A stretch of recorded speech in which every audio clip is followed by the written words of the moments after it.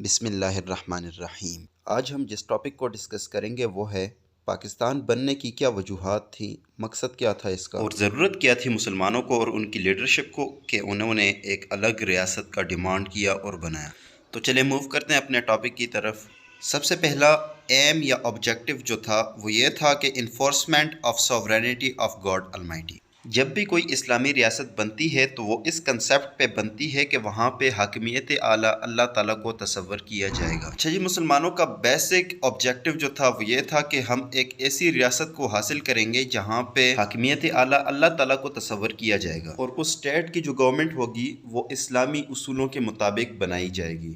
اچھا، اس لیے قائد اعظم نے ایک سٹیٹمنٹ دی تھی کہ ہم نے پاکستان کی ڈیمانڈ اس لیے نہیں کی تھی کہ ہمیں زمین کا ایک ٹکڑا چاہیے تھا، بلکہ ہم ایک ایسی ریاست چاہتے تھے جہاں پر ہم اسلامی اصولوں کو رائج کر سکیں۔ دوسرا مقصد یہ تھا کہ اسٹیبلشمنٹ آف اسلامک ڈیموکریسی۔ اسلام نے جو ڈیموکریسی کا کنسیپٹ دیا ہوا ہے وہ ایک آئیڈیل کنسیپٹ ہے، اور وہ ویسٹرن کنسیپٹ سے بالکل ڈیفرنٹ ہے۔ جو اسلامک سسٹم ہے اس میں ہر بندے کو حق دیا جاتا ہے، یہ نہیں دیکھا جاتا کہ اس کا سوشل سٹیٹس کیا ہے، اس کا کلر کیا ہے، اس کا عقیدہ کیا ہے۔ اور جو خلیفہ ہوتا ہے وہ اللہ کا نائب ہوتا ہے زمین پر، اور خلیفہ سختی سے اسلامی قوانین اور سنت کی پیروی کرتا ہے ملکی ایڈمنسٹریشن میں۔ اور خلیفہ دو جگہوں پر جواب دہ ہوتا ہے، زمین پر لوگوں کو جواب دہ ہوتا ہے اور آسمان پر اللہ کو۔ تو مسلمانوں نے آزادی کی تحریک اس لیے شروع کی تھی کہ وہ ایک ایسا ملک حاصل کریں جہاں پہ اسلامی ڈیموکریسی ہو، اور ہندوستان کے مسلمانوں کی خواہش بھی یہی تھی کہ وہ ایک ایسا ملک حاصل کریں جہاں پر وہ اسلامی اصولوں کے مطابق اپنی زندگی گزار سکیں۔ تو پھر اس طرح یہ دو قومی نظریہ جو تھا یہ بنیاد بنا پاکستان بننے کی۔ اور پھر ہم اگر اس وقت کے فیمس سلوگن کی طرف غور کریں، پاکستان کا مطلب کیا، لا الہ الا اللہ، تو پھر اس سے یہی بات ظاہر ہوتی ہے کہ پاکستان بننے کا مقصد ہی یہی تھا۔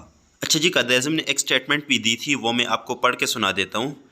It is my firm belief that our salvation lies in following the golden rules of conduct as given by our great lawgiver, the Prophet of Islam. Let us lay the foundation of our democratic system on Islamic ideals and principle. The Almighty has taught us that our decision in the state affairs shall be guided by mutual consultation. پہلی بات قائد اعظم کے مطابق کہ ہماری بقا جو ہے کس میں ہے، اسلامی اصولوں کو فالو کرنے میں ہے۔ دوسری بات ہے میوچل کنسلٹیشن، یعنی جو بھی کام کریں اس میں سب کی رائے جو ہے شامل ہو، اور اس کے بعد جو ہے سب کی رائے کو مد نظر رکھتے ہوئے فیصلہ کیا جائے۔ تیسری جو وجہ ہے وہ ہے revival of Muslim image and identity. متحدہ ہندوستان میں مسلمانوں پر ہندوؤں کا غلبہ تھا، اور یہ غلبہ ہر ایک فیلڈ میں تھا، چاہے وہ ایجوکیشن کا تھا، ایگریکلچر کا تھا، بزنس کا تھا، ٹریڈ جو بھی تھی۔ مسلمان اس قابل نہیں تھے کہ وہ ہندوؤں کا مقابلہ کر سکیں۔ کیوں؟ تعلیم میں پیچھے رہنے کی وجہ سے اور پولیٹکس میں پیچھے رہنے کی وجہ سے۔ اور دوسری طرف ہندوؤں کا جو بغض تھا، بغض والا رویہ تھا یا جو نفرت والا رویہ تھا، اس نے مسلمانوں کے تمام ترقی کے جو راستے تھے ان کو بند کر دیا تھا۔ ہندوؤں کے اس بغض اور نفرت کی وجہ سے مسلمانوں کی نیشنل امیج اور آئیڈینٹی خطرے میں پڑ گئی تھی، اور اگر انگریز متحدہ ہندوستان کو تقسیم نہ کر کے جاتے تو اس بات کا اندیشہ تھا کہ جو ہندو تھے وہ ہمیشہ کے لیے مسلمانوں پر غالب رہتے۔ اس لیے مسلمانوں نے ایک الگ ملک کی ڈیمانڈ کی تاکہ اپنے نیشنل امیج اور آئیڈینٹی کو مینٹین رکھ سکیں، اور اس کے ساتھ ساتھ ہندوؤں سے چھٹکارا بھی حاصل کر سکیں۔ چوتھا جو مقصد تھا پاکستان بنانے کے پیچھے وہ تھا protection of Muslim culture and civilisation. مسلمان دوسرے قوموں سے ایک الگ قوم تھی اپنے کلچرل ویلیوز کی بنا پر، اور مسلمانوں میں اور باقی دوسری قوموں میں آسانی سے فرق کیا جا سکتا تھا۔ مسلمانوں کا کلچر، سویلائزیشن اور جو لٹریچر تھا وہ مسلمانوں کے لیے نہ صرف ایک سمبل تھا ایک ڈیفرنٹ نیشن کا، بلکہ ایک پراؤڈ بھی تھا ان کے لیے۔ مسلمان کئی صدیوں سے ہندوؤں کے ساتھ اکٹھے رہے، لیکن اس کے باوجود انہوں نے اپنی الگ پہچان کو برقرار رکھا۔ ہندوؤں کی ہمیشہ سے یہی کوشش رہی کہ ہم مسلمانوں کو کرش کریں تاکہ مسلمان ہندو سوسائٹی میں مرج ہو جائیں۔ صرف خواہش ہی نہیں بلکہ انہوں نے کئی بار کوششیں بھی کی کہ مسلمانوں کو ہم ہندو سوسائٹی میں مرج کریں۔ پاکستان بنانے کا سب سے بڑا ایک بنیادی مقصد یہ تھا کہ ہندوؤں سے چھٹکارا حاصل کیا جائے۔ مسلمان حتی الامکان اس بات پر راضی نہیں تھے کہ وہ ہندوؤں کی سپیریورٹی کو ایکسیپٹ کریں، اور مسلمانوں میں یہ بات کوٹ کوٹ کر بھری ہوئی تھی کہ وہ ایک الگ قوم ہے۔ اس احساس نے مسلمانوں میں ایک الگ ملک حاصل کرنے کا جذبہ پیدا کیا۔ اپنے کلچرل ویلیوز کو پروٹیکشن کے لیے انہوں نے یہ فیصلہ کیا کہ انہیں ایک الگ ریاست کی ضرورت ہے۔ اس کے بعد پانچواں مقصد جس کی بنیاد پر پاکستان بنا تھا وہ تھا ٹو نیشن تھیوری، دو قومی نظریہ۔ مسلمانوں کی جو ساری آزادی کی تحریک تھی وہ اسی ٹو نیشن تھیوری کے ارد گرد گھومتی ہے، اور اسی بنا پر مسلمانوں نے ایک الگ ریاست کی ڈیمانڈ کی۔ اب بات یہ ہے کہ ٹو نیشن تھیوری کا مطلب کیا ہے؟ ٹو نیشن تھیوری کا مطلب یہ ہے کہ دو قومیں جو ہندوستان میں آباد تھی، ایک مسلمان اور دوسری ہندو، یہ دونوں قومیں ایک دوسرے سے بالکل مختلف تھی، اپنے سویلائزیشن کی بنا پر، اپنے ریلیجن کی بنا پر، اپنے کلچر، لٹریچر، ہسٹری اور سوشل ویلیوز کی بنا پر۔ اس کے علاوہ سب سے امپورٹنٹ چیز آ جاتی ہے ان کا ریلیجن۔ مسلمان ایک خدا کو ماننے والے تھے، یعنی کہ توحید کا عقیدہ تھا، جبکہ ہندوازم میں اس طرح کا کوئی بھی کنسیپٹ نہیں پایا جاتا تھا۔ تو اس کا مطلب یہ ہوا کہ یہ دونوں قومیں جو ہیں یہ ایک دوسرے میں مرج نہیں ہو سکتی۔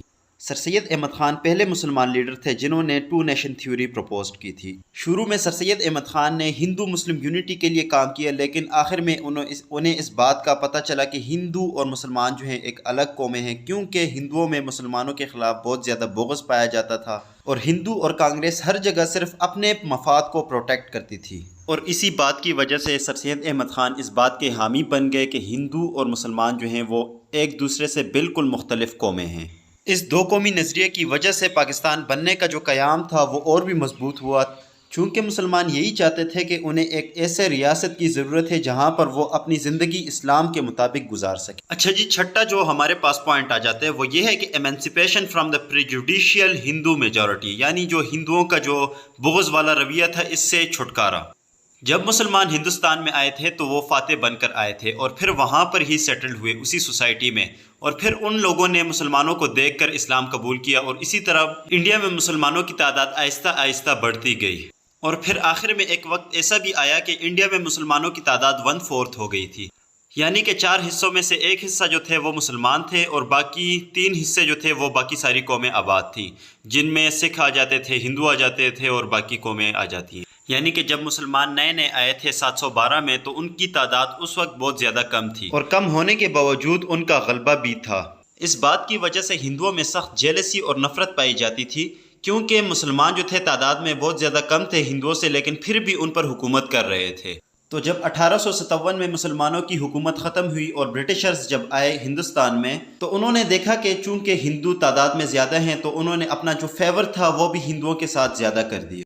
ہندو بھی ایک ایسی اپرچونٹی کی تلاش میں تھے کہ انہیں ایک ایسی اپرچونٹی مل جائیں کہ وہ مسلمانوں سے آگے نکل جائیں، اور یہ ایک ایسا واحد موقع تھا کہ ہندوؤں کو ایک اپرچونٹی مل گئی۔ تو ہندوؤں نے انگریزوں کے ساتھ ہاتھ ملایا اور کوشش کی کہ مسلمانوں کو جو انڈین سوسائٹی تھی اس سے ایلیمنیٹ کر دیا جائے، بالکل ختم کر دیا جائے۔